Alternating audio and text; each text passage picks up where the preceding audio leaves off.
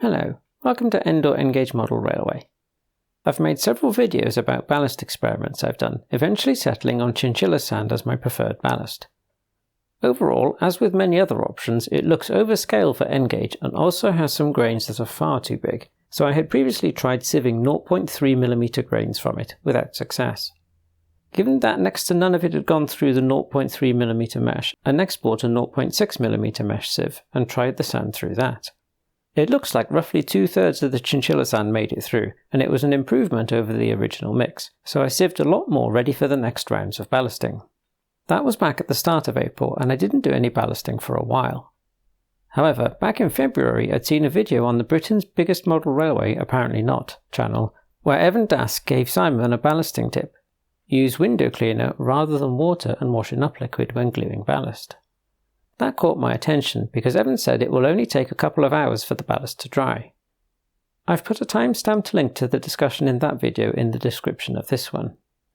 A 750ml spray bottle of window cleaner from Tesco was 85p, so it's cheap, whereas isopropyl alcohol seems to be about £10 for 500ml. I decided to give it a go, and at the time of writing Simon hasn't published a video trying it on his Heaton Lodge junction O-gauge layout, so I had no idea how it would work out for me in practice. I laid a small section of ballast on some plain line and then mixed what looked like 1 part PVA to 2 parts window cleaner. The glue didn't dissolve into the window cleaner as easily as it does in water, but with enough stirring it got there eventually. I also loaded my atomizer with window cleaner.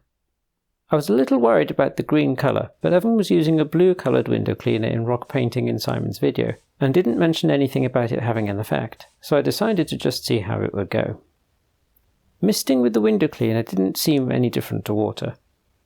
When dripping the diluted glue onto the wet ballast, the capillary flow seemed a bit quicker, but that might be expected anyway because the normal mix with water to PVA is 50-50, rather than 60-30 with window cleaner to PVA.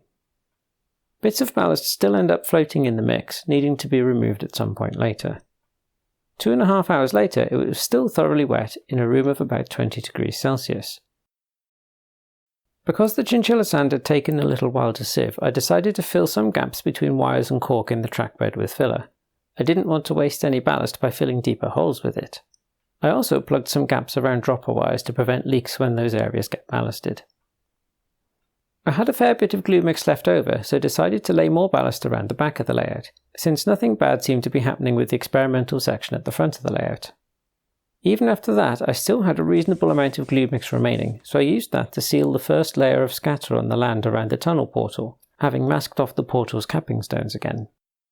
After a few minutes there was a runoff of green liquid. That looked a more intense colour than the mix had looked, so I don't know if it was just taking some of the window cleaner misting with it, or if it was also washing off some of the scatter's colour. Either way, it's not ideal. I think sticking to PVA and water would be better for that particular job. Later that day, the first section of ballast was still looking very wet, about 5 hours after it had been glued, and didn't really seem to be drying faster than water and PVA has in the past. After 24 hours after first gluing, a lot of the ballast was still wet. I decided it was time to tackle ballasting around the rod for point number 1 again, and began by adding a small amount of flexible polyfiller to gaps where I don't want ballast to go. I didn't have any standard ready mixed filler.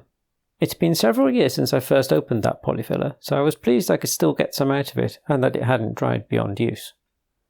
On this occasion I didn't want to use the self-mix filler because that starts off a bit too runny for this job. I really didn't want any getting down to the end of the brass tube beneath and jamming the point rod. Whilst at it, I did the same for the next 2 points along.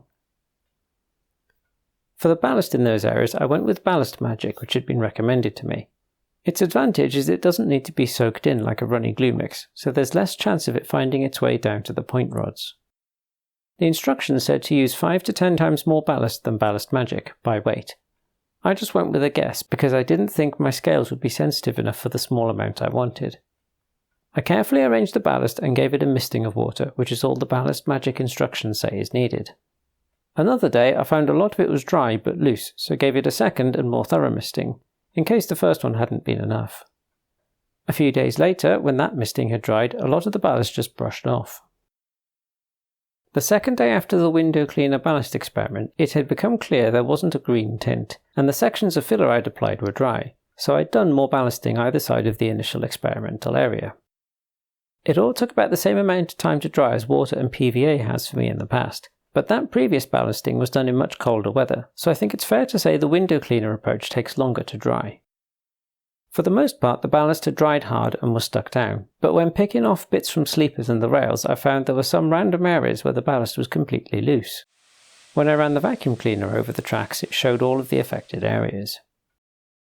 At the back of the layout, the ballast also seems to have cracked between the lines, and I'm sure it's ended up being raised where it used to be flat. So for me, the window cleaner approach hasn't led to a faster drying ballast, and it has led to problems that I haven't encountered with water and washing up liquid. I also don't like its smell. For the remaining sections of track, I'll be going back to the traditional approach, but I'm keen to see how Simon gets on with window cleaner on Heaton Lodge Junction. Things didn't work out well at the tunnel portal either. When I took the masking tape off, it brought a lot of the printed texture with it this time, and those bits that didn't get ripped off have a very noticeable green wash now.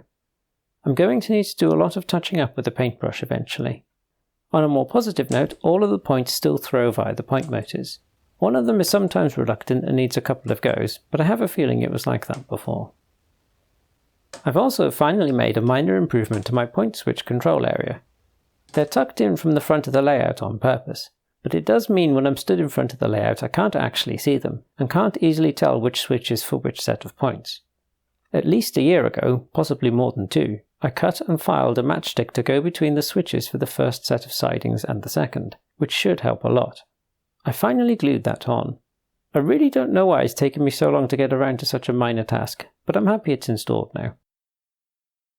To fill the gaps in the new ballast, I gave Ballast Magic another chance. It's a proven product, I suspect I just need to get its ratio correct. I had a lot more Ballast Magic in the mix this time.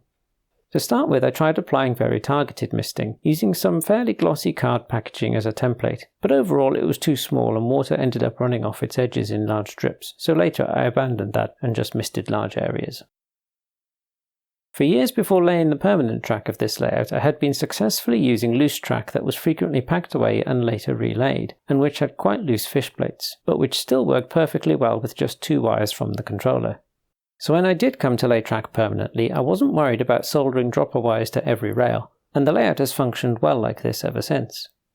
But a few months ago it did suddenly occur to me that fish plates that get ballast glue in them might lose conductivity, and that did come to pass. I found one of the rails didn't have power, and after some investigation concluded its only electrical connection is via one fish plate to the next rail on the straight.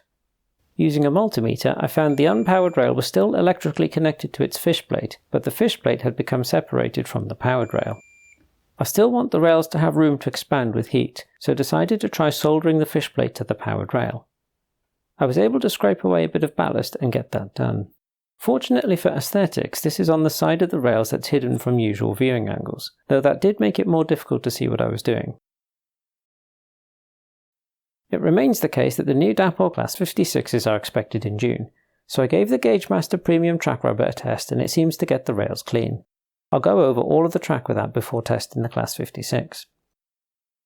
I think I'll pause ballasting for now. At the moment I'm not sure what I want the sidings to look like, but I'm leaning towards something much more like compact dirt than mainline ballast. I'll also need to start on more textures for the inside of the tunnel before I ballast into the visible ends of the tunnel. That's all for now. Bye bye.